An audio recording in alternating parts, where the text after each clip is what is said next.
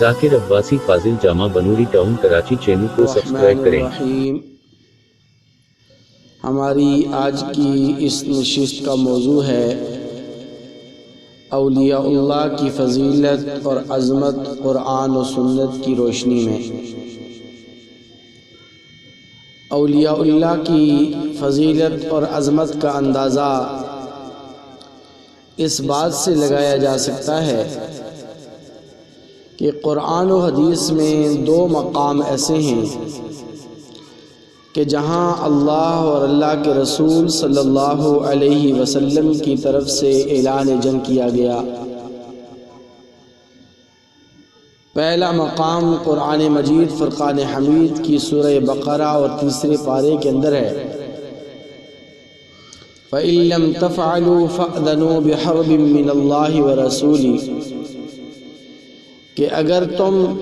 سود کے معاملات کرنے سے، سود کے لین دین سے باز نہیں آؤ گے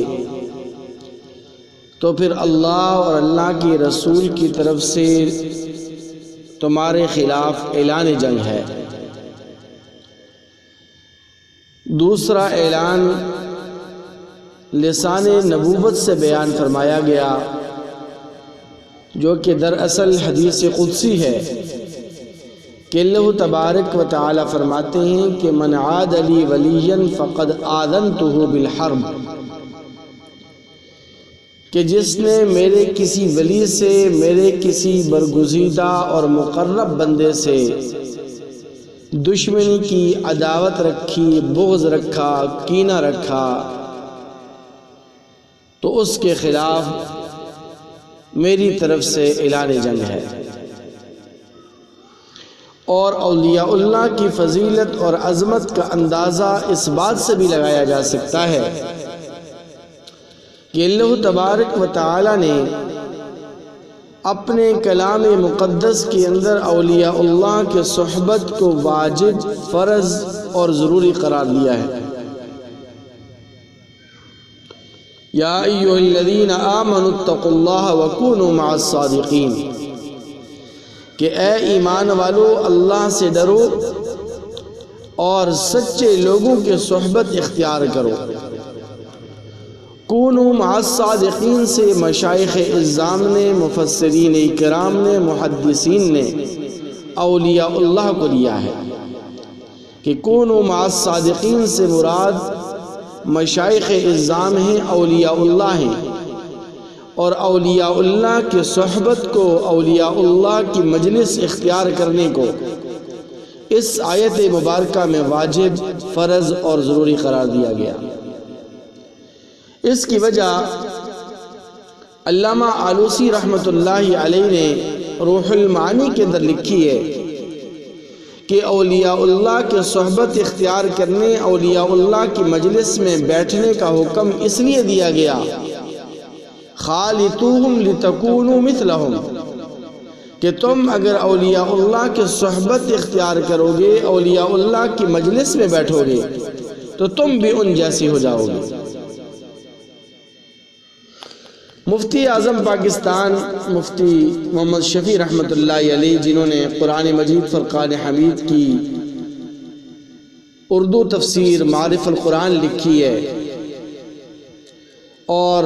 اردو تفاسیر میں اس سے زیادہ جامع تفسیر آج تک نہیں آئی۔ یہ ایک مرتبہ حکیم الامت مولا اشرف علی تھانوی رحمۃ اللہ علیہ کی خدمت میں حاضر ہوئے اور حاضر ہو کر عرض کرنے لگے کہ حضرت یہ جو لوگ شاعرانہ مزاج رکھتے ہیں تو یہ اپنے کلام کے اندر بڑا مبالغہ کرتے ہیں، کلام میں مبالغہ رائی سے کام لیتے ہیں اور بات کو بڑھا چڑھا کر پیش کرتے ہیں۔ تو حکیم الامت مولا اشرف علی تھانوی رحمۃ اللہ نے پوچھا کہ وہ کیسے؟ مفتی اعظم پاکستان مفتی محمد شفیع رحمۃ اللہ علیہ نے عرض کیا کہ حضرت یہ مولانا روم رحمۃ اللہ علیہ نے جو اپنی کتاب در مثنوی کے اندر لکھا ہے، ایک شعر لکھا ہے کہ یک زمانہ صحبت با اولیاء، صد سالہ از طاعت بے ریا، کہ اولیاء اللہ کی صحبت میں چند لمحات بیٹھنا یا ایک لمحہ بیٹھنا یہ 100 سال کی بے ریا عبادت سے افضل ہے۔ تو یہ کیسے ہو سکتا ہے کہ ایک آدمی اولیاء اللہ کی صحبت میں چند لمحات بیٹھے یا ایک لمحہ بیٹھے اور اس کے بعد دوسری طرف ایک آدمی 100 سال عبادت کرے؟ تو یہ اولیاء اللہ کی مجلس میں بیٹھنا افضل، یہ کیسے ممکن ہے؟ یہ کیسے ہو سکتا ہے؟ تو حکیم الامت مولانا اشرف علی تھانوی رحمۃ اللہ علیہ نے فرمایا کہ میں تو یوں کہتا ہوں، تم تو 100 سال کی عبادت کی بات کرتے ہو، میں تو اس شعر کو یوں پڑھتا ہوں کہ یک زمانہ صحبت با اولیاء، لکھ سالہ از طاعت بے ریا، کہ اولیاء اللہ کی صحبت میں چند لمحات بیٹھنا یہ 1,00,000 سال کی عبادت سے افضل ہے۔ 100 سال کی نہیں، 1,00,000 سال کی عبادت سے زیادہ افضل ہے۔ پھر حکیم الامت مولانا اشرف علی تھانوی رحمۃ اللہ علیہ نے مفتی صاحب کو فرمایا کہ آپ چونکہ مفتی اعظم ہیں، اس لیے آپ کو دلیل سے سمجھانا پڑے گا، ورنہ آپ بات مانیں گے نہیں۔ تو میں اس کی دلیل یہ پیش کر رہا ہوں کہ اولیاء اللہ کے صحبت اور اولیاء اللہ کی مجلس میں بیٹھنا اس لیے افضل ہے کہ لسان نبوت سے اس بات کی گارنٹی دی گئی ہے، ہم رجال لا یشقا جلیسہم، کہ اولیاء اللہ کے صحبت میں بیٹھنے والا کبھی بھی محروم نہیں ہوتا، اولیاء اللہ کی مجلس میں بیٹھنے والا کبھی شقی اور بدبخت اور بدنصیب نہیں ہوتا۔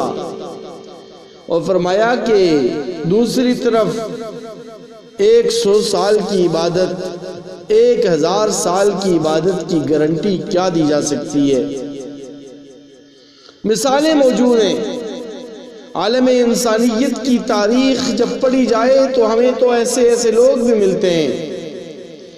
کہ جہاں لوگوں کی 500 سال کی عبادت منہ پہ مار دی گئی۔ شیطان ابلیس طاؤس الملائکہ تھا، اس کی ساری زندگی کی عبادت منہ پہ مار کر اس کو راندہ درگاہ کر دیا گیا، وہ بارگاہ الہی سے راندہ درگاہ ٹھہرا۔ بنی اسرائیل کا بلعم باعورہ جس نے 500 سال تک اللہ تبارک و تعالیٰ کی عبادت کی، لیکن ایک معمولی سی غلطی کی وجہ سے اس کی 500 سال کی عبادت اس کے منہ پر مار دی گئی۔ تو ایک طرف ایک آدمی 100 سال عبادت کرتا ہے، 500 سال عبادت کرتا ہے، 1000 سال عبادت کرتا ہے، گارنٹی نہیں ہے کہ اس کی عبادت یہ مقبول ہو اور شرف قبولیت کو پہنچے، لیکن اولیاء اللہ کی صحبت میں بیٹھنے والے کو گارنٹی دینے والے گارنٹر حضرت محمد عربی صلی اللہ علیہ وسلم، جنہوں نے لسان نبوت سے اس بات کی گارنٹی دی ہے کہ ہم رجال لا یشقا جلیسہم، کہ اولیاء اللہ کے صحبت میں بیٹھنے والا کبھی بھی بدنصیب اور شقی اور محروم نہیں ہوتا۔ اس لیے میں کہتا ہوں کہ اولیاء اللہ کے صحبت میں بیٹھنا یہ 1,00,000 سال کی عبادت سے زیادہ افضل ہے۔ اس سے اندازہ لگایا جا سکتا ہے کہ اولیاء اللہ کا اللہ کے ہاں کتنا بڑا مقام اور مرتبہ ہے۔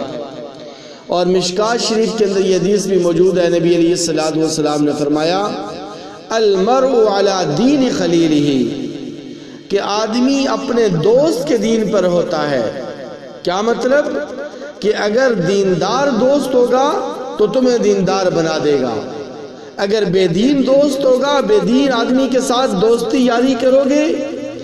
بے دینوں کی محفلوں کے اندر بیٹھو گے تو تمہیں بھی وہ بے دین بنا دیں گی، یہ محفلیں، یہ مجلسیں تمہیں بے دین بنا دیں گی۔ اور شاید اسی بات کو مد نظر رکھتے ہوئے شیخ سعدی رحمۃ اللہ علیہ کا وہ مشہور اور معروف مقولہ ہے جو ہمیشہ پڑھا سنا اور سنایا جاتا ہے۔ شیخ سعدی رحمۃ اللہ علیہ فرماتے ہیں کہ صحبت را صحبت کنند، صالح را صالح کنند، طالح را طالح کنند، کہ جیسی صحبت ہوتی ہے ویسا ہی انسان بنتا ہے۔ اگر نیک لوگوں کی صحبت اختیار کی جائے گی تو انسان نیک بنے گا، اگر برے لوگوں کی صحبت اختیار کی جائے گی تو پھر انسان کو وہ بری صحبت برا بنا دے گی۔ دیکھیے نا، اصحاب کہف کا کتا اصحاب کہف کی مجلس کے اندر بیٹھا، ان کی چوکیداری کی، اللہ تبارک و تعالی نے اسے جنت عطا فرما دی۔ اور کسی نے اصحاب کہف کے اس کتے سے پوچھا کہ یہ جو اصحاب کہف والے ہیں، غار والے، جنہوں نے غار کے اندر آ کے پناہ لی، یہ تو بادشاہ کے مظالم سے تنگ آ کر اور بادشاہ کے مظالم سے نجات کے لیے یہاں چھپے بیٹھے ہیں، لیکن تم اس غار کے منہ کے اوپر بیٹھ کر ان کی چوکیداری کر رہے ہو، تمہیں کیا ملے گا؟ تم یہاں پر کیوں بیٹھے ہو؟ تم یہاں پر کیا کر رہے ہو؟ تو اصحاب کہف کے اس کتے نے بزبان حال جواب دیا، اور وہ کہنے لگا، اور جس کو پنجابی شاعر نے اپنے الفاظ کے اندر کہا ہے کہ کتے نے کہا کہ نہ میں بھونکاں تے نہ میں چونکاں تے نہ میں شور مچاواں، نہ میں بھونکاں تے نہ میں چونکاں تے نہ میں شور مچاواں، تے نیکاں دے لڑ لگیاں سیاں میں جنت وچ وڑ جاواں۔ میں ان اصحاب کہف کی مجلس میں اس لیے بیٹھا ہوں کہ کل روز محشر جب اللہ تبارک و تعالی انہیں جنت میں داخلہ عطا فرمائیں گے، اللہ تبارک و تعالی انہیں جنت کی نعمتیں عطا فرمائیں گے، اللہ تبارک و تعالی کل جب روز محشر انہیں اپنی نعمتوں سے نوازیں گے تو میں بھی ان کے ساتھ ہو کر جنت میں چلا جاؤں گا۔ تو مفسرین کا اس بات پر اتفاق بھی ہے کہ کل روز محشر اللہ تبارک و تعالی جہاں اصحاب کہف کو جنت کے اندر داخلہ عطا فرمائیں گے، وہاں اس کتے کو بھی انسانی جسم، انسانی وجود، انسانی شکل عطا فرما کر کل اللہ تبارک و تعالی اس کتے کو بھی جنت نصیب فرما دیں گے اور جنت میں داخلہ عطا فرما دیں گے۔ تو ایک کتا چند لمحات، چند گھنٹے یا چند دن اصحاب کہف کی مجلس، اللہ والوں کی صحبت کے اندر وہ بیٹھا، اللہ والوں کی مجلس میں بیٹھا، اللہ نے اسے کامیاب اور کامران کر دیا۔ تو میں تو آپ انسان ہیں اور پھر اشرف المخلوقات ہیں، پھر حضور علیہ السلام کی افضل ترین امت میں ہیں۔ اگر ہم اولیاء اللہ کی صحبت میں بیٹھیں گے، اولیاء اللہ کی مجالس کو اختیار کریں گے، نیک لوگوں کی محفل میں بیٹھیں گے تو اللہ تبارک و تعالی ہمیں کتنا نوازیں گے۔ اس لیے آج کی اس نشست کے ذریعے سے میں یہ پیغام دینا چاہتا ہوں اپنے ان نوجوانوں کو کہ جو اپنی جوانی، اپنا شباب، اپنا قیمتی وقت فضول لغویات میں، فضول مجلسوں کے اندر گزارتے ہیں، وہ ان لغویات کو، ان فضول مجلسوں کو اور ان غلط محفلوں کو، غلط سوسائٹی کو چھوڑ کر اولیاء اللہ کی صحبت کو اختیار کریں، نیک لوگوں کی صحبت میں بیٹھیں، علماء، قطب، ابدال کی مجالس کو اختیار کریں۔ اللہ تبارک و تعالی انہیں دنیا کی نعمتیں بھی عطا فرمائیں گے اور آخرت کی سرخروئی تو 100% یقینی۔